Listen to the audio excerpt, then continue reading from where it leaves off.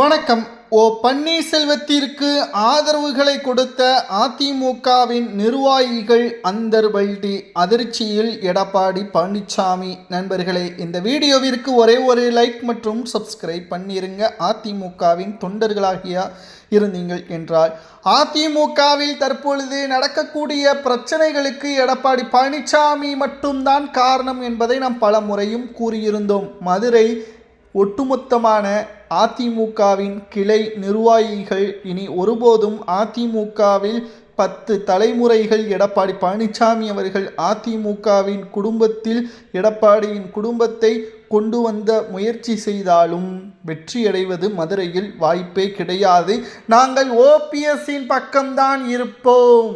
OPS அவர்கள் கட்சியில் இல்லை என்றாலும் கூட அவர் வைத்திருக்கின்ற மரியாதையை நாங்கள் எப்பொழுதுமே குறைத்து மதிப்பிட மாட்டோம். அவரை தேனி மாவட்டத்தில் நாங்கள் போட்டியிட வைத்து ஒட்டுமொத்த வெற்றி வாய்ப்பை கொடுத்தது நாங்கள்தான். அதிமுகவின் நிலைமை இப்படி மாறியதற்கு எடப்பாடி பழனிசாமி மட்டும்தான் என்ற அதிகாரப்பூர்வமான தகவல்களையும் மதுரை மாவட்டத்தில் உள்ள கிளை அதிமுகவின் நிர்வாகிகள் தெரிவித்திருப்பது அரசியல் வட்டாரத்தில் அதிர்ச்சியை ஏற்படுத்தியுள்ளது.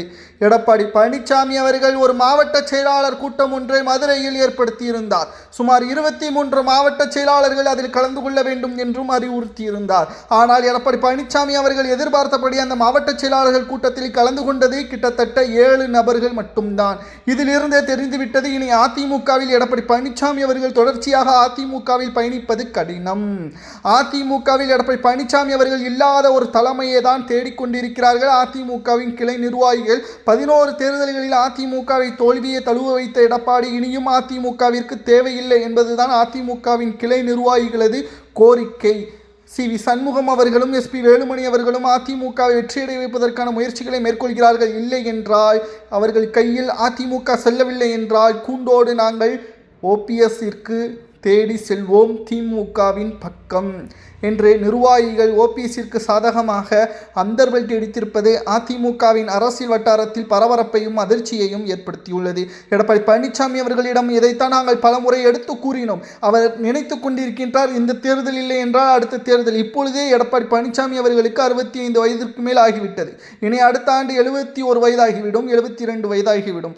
அந்த தேர்தலிலும் தோல்வி என்றால் 78, 79, கிட்டத்தட்ட 83 வயதுகளில்தான் தேர்தலை எடப்பாடி சந்திக்க போகிறாரா? எடப்பாடிக்கு அடுத்து அதிமுகவில் இருக்கக்கூடிய நபர்கள் யார்? பெரும்பான்மையான தொண்டர்கள் மதிக்கக்கூடிய 2ஆம் கட்ட தலைவர்கள் அதிமுகவில் எத்தனை பேர் இருக்கிறார்கள்?